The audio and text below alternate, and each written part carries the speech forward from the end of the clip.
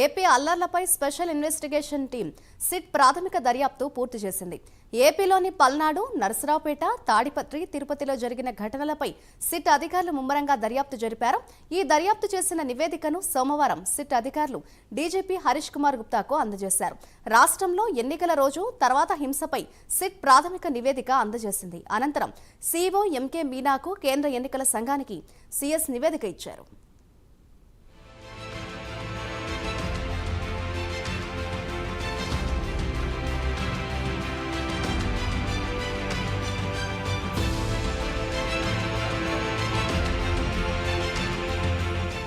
ఏపీలో పోలింగ్ అనంతరం జరిగిన అల్లర్లు, విధ్వంసకాండపై ప్రత్యేక దర్యాప్తు బృందం సిట్ చేపట్టిన ఆదివారం అర్ధరాత్రి వరకు దర్యాప్తు కొనసాగించింది. 33 హింసాత్మక ఘటనలు జరిగినట్లుగా సిట్ అధికారులు గుర్తించారు. హింసాత్మక ఘటనలపై నమోదైన ఎఫ్ఐఆర్ను సిట్ అధికారులు పరిశీలించారు.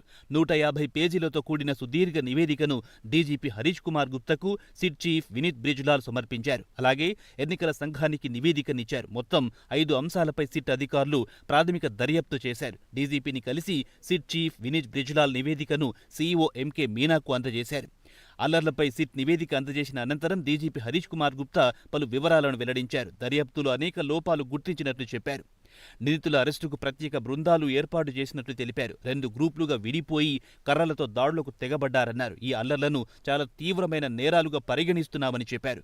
మరణాలకు దారితీసే స్థాయిలో రాళ్ల దాడికి తెగబడ్డారని అన్నారు.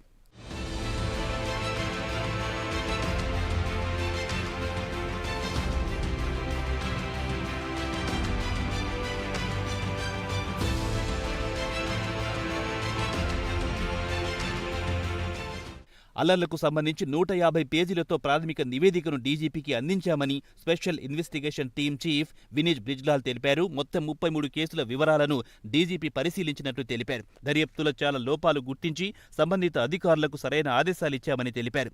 జిల్లా స్థాయిలో ప్రత్యేక బృందాలను ఏర్పాటు చేసి నిందితులను అరెస్ట్ చేయాలని ఆదేశించామన్నారు. సరైన సెక్షన్లతో కోర్టులో మెమో వేసి ప్రస్తుతమున్న సెక్షన్లకు అదనంగా కలపాలని ఆదేశించామని తెలిపారు. డిజిటల్ ఎవిడెన్స్ కింద సీసీటీవీ ఫుటేజ్, వీడియోలను కూడా సేకరించాలని అధికారులను ఆదేశించినట్లు తెలిపారు. సాధ్యమైనంత త్వరగా ఛార్జ్షీట్ వేయాలని చెప్పామన్నారు. సిట్ పర్యటనలో అనేక మంది బాధితులొచ్చి విజ్ఞాపనలు ఇచ్చారని అన్నారు. వాటిని కూడా పరిగణలోకి పంపామని చెప్పారు. వాటిని కూడా పరిశీలనకు పంపామని చెప్పారు.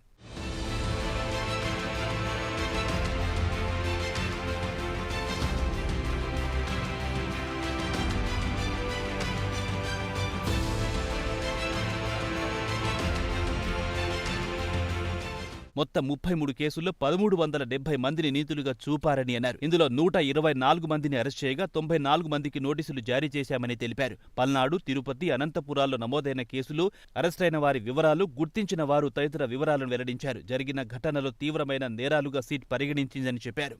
గ్రూపులుగా విడిపోయి విచక్షణరహితంగా రాళ్లతో ఘర్షణలకు దిగారన్నారు. తామిచ్చిన నివేదికను డీజీపీ పరిశీలించి సంతృప్తి వ్యక్తం చేశారని చెప్పారు. ఈ నివేదికను పరిశీలించి తగిన చర్యలు తీసుకోవాలని జిల్లా ఎస్పీలు, అనంతపురం డీఐజీ, గుంటూరు రేంజ్ ఐజీలను డీజీపీ ఆదేశించినట్లు సిట్ చీఫ్ వినీత్ బ్రిజ్లాల్ తెలిపారు.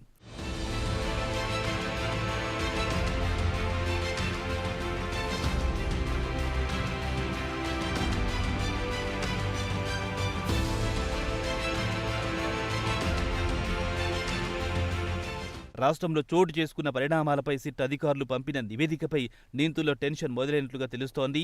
ఈ సిట్ ప్రాథమిక నివేదిక ఆధారంగా చర్యలు తీసుకుంటుందా, లేదంటే పూర్తి స్థాయిలో దర్యాప్తు నివేదిక వచ్చేదాకా ఎదురు చూస్తుందా అనే ఉత్కంఠ నెలకొంది.